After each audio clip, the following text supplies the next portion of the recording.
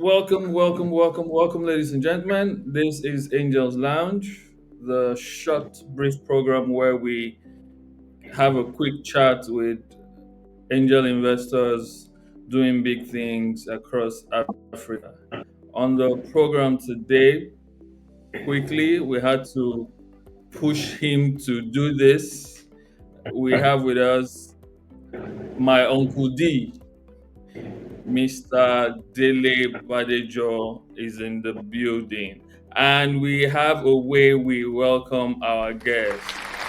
Yeah. We- Thank you, Uncle D, for coming through. How are you today, sir? I'm good. You're welcome. I'm good.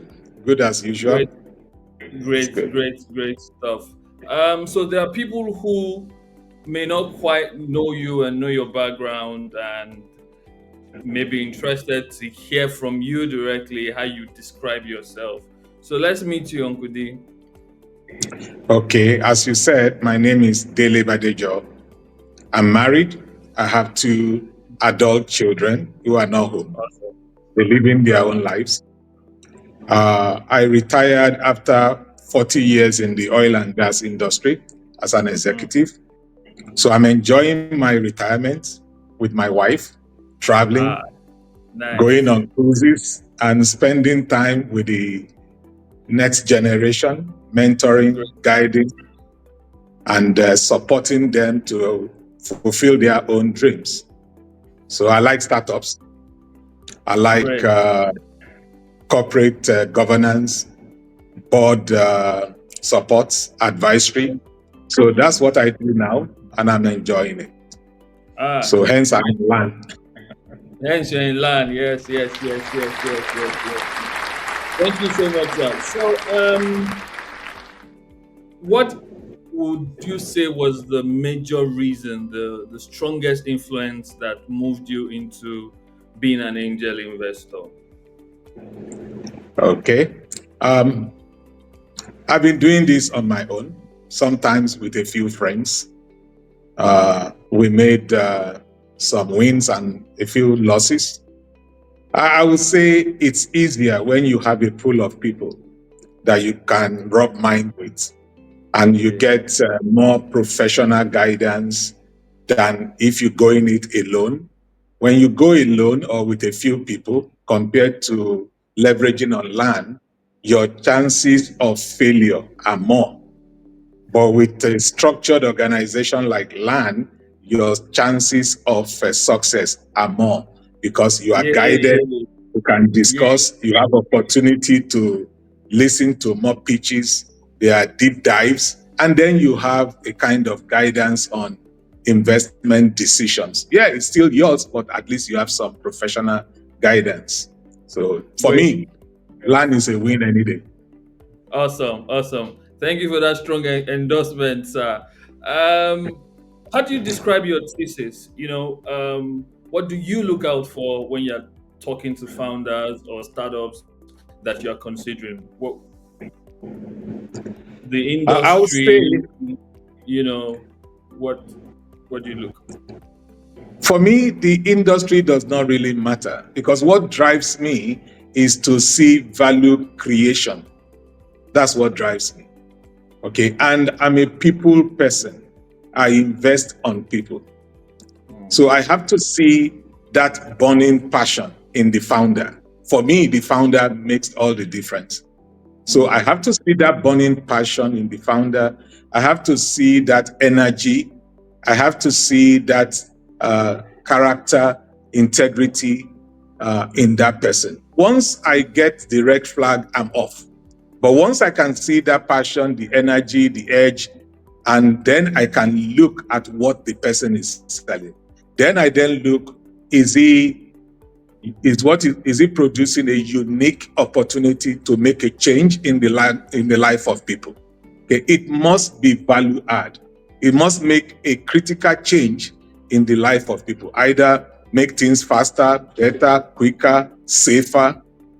Then I then look, is it scalable? If it's not scalable, then he doesn't need me. He can just do it as a mom and pop company. But is it scalable? Can it be taken from a few people to a global audience. If you can't reach a global audience, at least an African audience or a Nigerian market. So once I see Okay. all that, the rest is easy. So, which startup is exciting you at the moment in your portfolio? Which would you say, I'm really excited about this one? Well, it doesn't have to be Even from your land portfolio, pre and over the spectrum. I would say Vesta Coffee, that's one. Smart Parcel Nigeria, Okay. that's another good one. I would Okay. say Shop Point by Mm. Sitcap. Okay. Those three are exciting. They are pre land days. Then in land, I would say I like Checker. I know. Yeah, I really like Checker. I like Checker.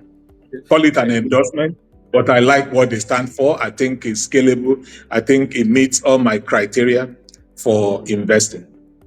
So there are Awesome. some I'm looking at now. I'm just waiting for conclusion. I won't mention those ones.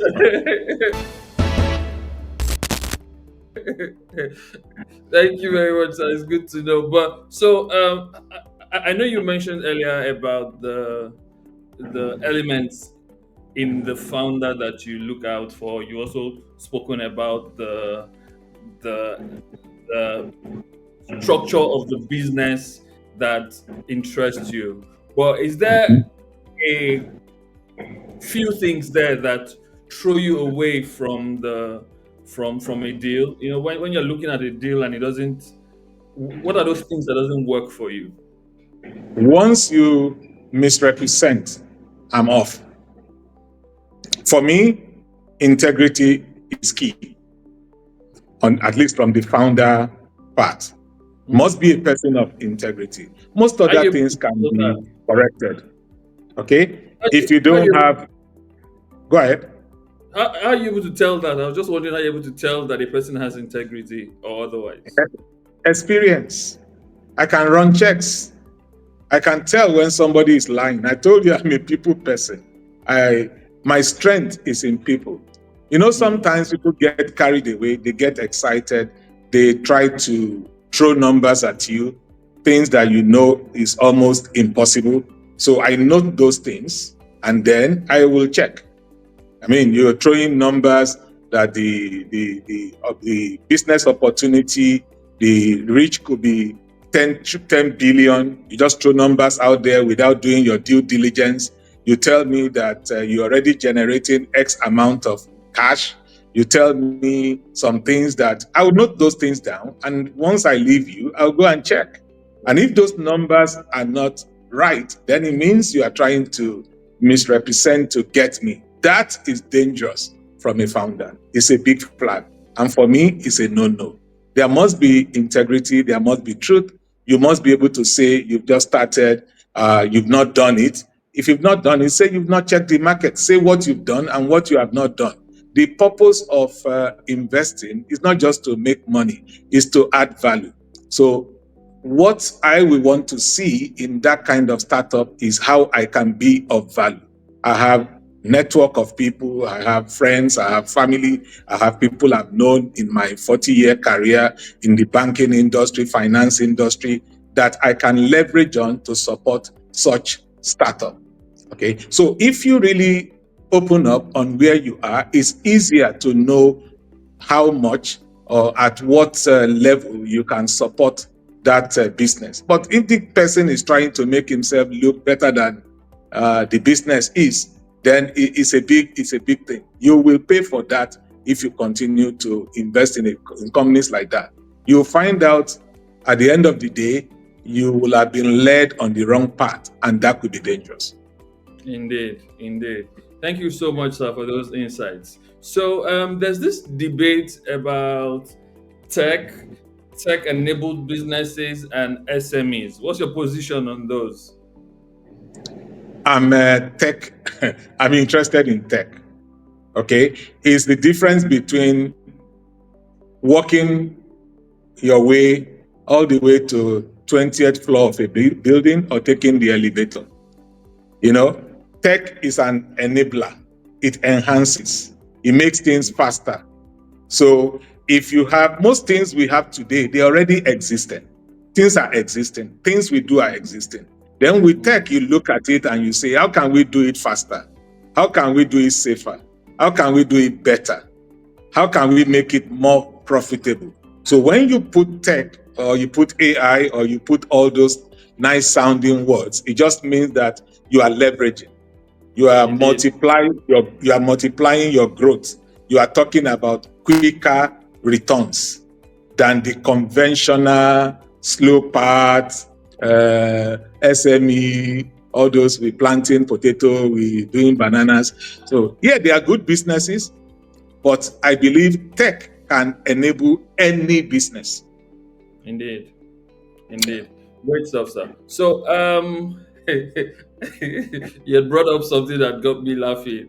We are Yeah. planting banana, we're planting yams and all. So, would you say that as an angel, you're not kindly disposed towards traditional businesses, even though Vesta looks to me like a traditional business?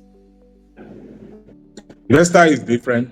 Is we're not really selling coffee, we're selling a lifestyle. That's what we're selling. And we are tech enabled.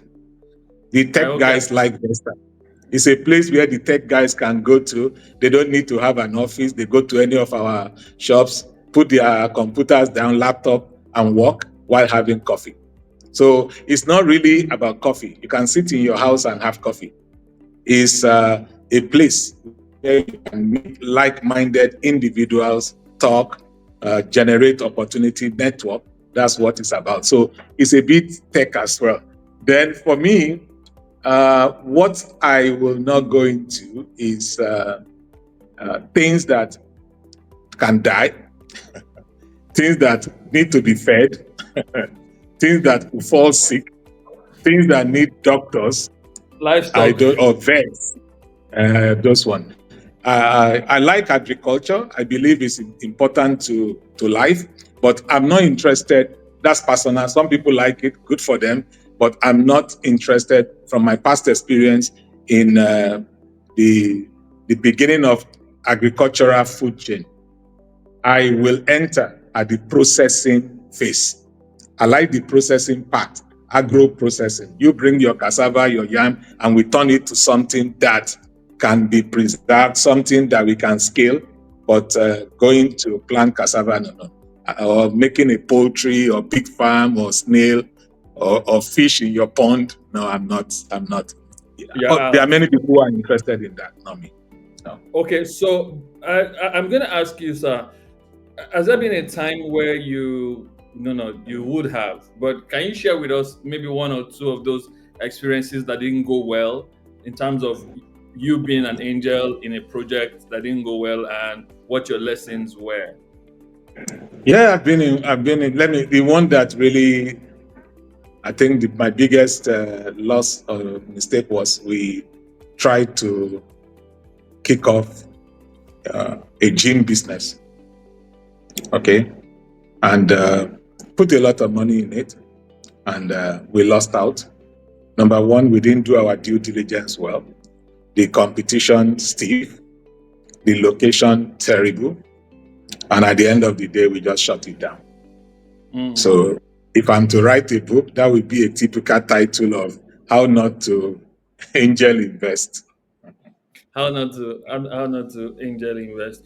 Okay, so Yeah. what do you say to people who think that angel investing is too long, compared to retail investing that they are able to go in and come out, especially with your background in finance and the things about you that I know. Well, how do you separate the two thinking caps, the caps of the retail investor who wants returns now, and the cap of the angel investor who understands that time is of essence here?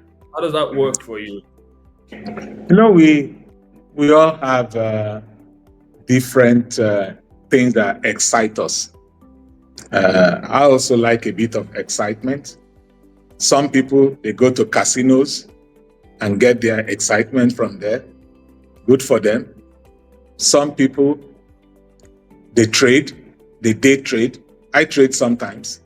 I mean, there are many options these days. You can sit on your phone and trade crypto and trade the indices, commodities. Yeah, that's quite exciting. You can make money in one day and you can lose all you have in one day as well if you are not smart enough. So that's Indeed. exciting. Yeah. You can also buy stocks of well-established organizations. There are many good ones in Nigeria, the banking sector, the manufacturing sector. You make some good return. I believe I had the stock market did above 40% last year or something Last like year. that. It's good. Yes. It's good money.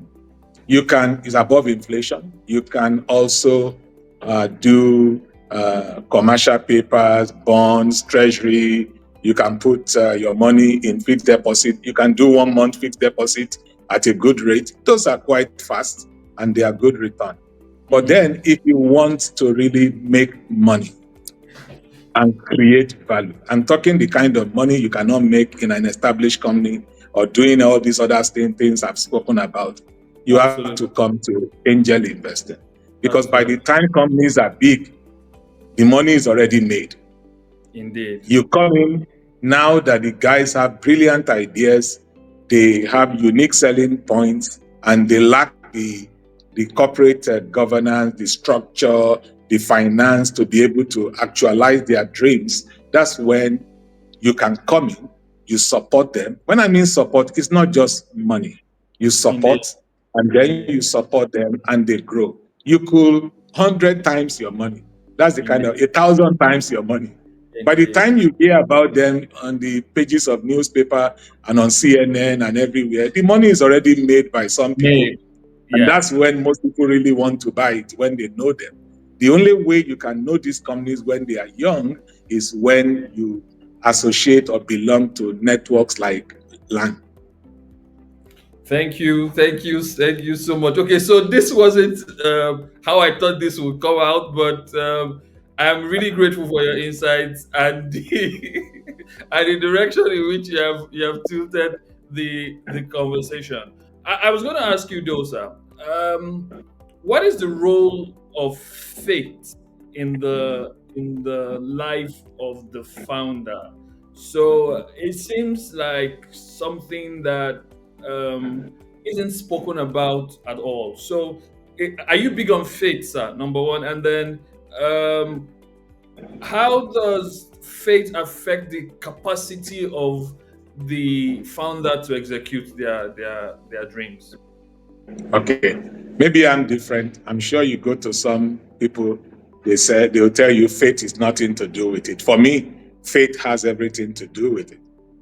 Okay. But when I mean faith, I'm not talking of what religion you subscribe to. I'm talking about you having something that drives you, you having something that keeps you in check, you having something that your values are built Value on. For system. me, I'm a Christian. My values are built on that, and I will not go out of those values because of my faith and my belief. So when I say yes, it is yes. When I say no, it is no.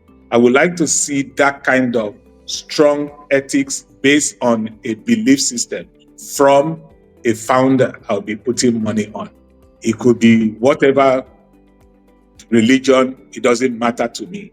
Indeed. I might have preference, but that is not the issue. The issue is that person must have a belief in something. There must be something that keeps that person in check. Great stuff. How do you tell that a founder can execute their vision? Because because because I see a lot of founders throw around great dreams and all, but as an angel, how are you able to tell that this person looks like he can get this job done? What do you look out for?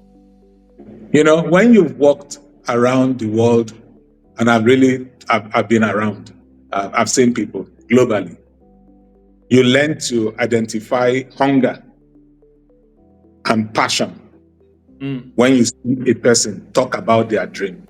So I only have to listen to that person for a few minutes, talk about their dream. You see that glow in their eyes. You see that passion. You see that burning desire. You see that excitement in them. And then when you deep dive into conversation, you can see that they will give anything to achieve that dream. They are the kind of people that will sell their cars. I've seen that.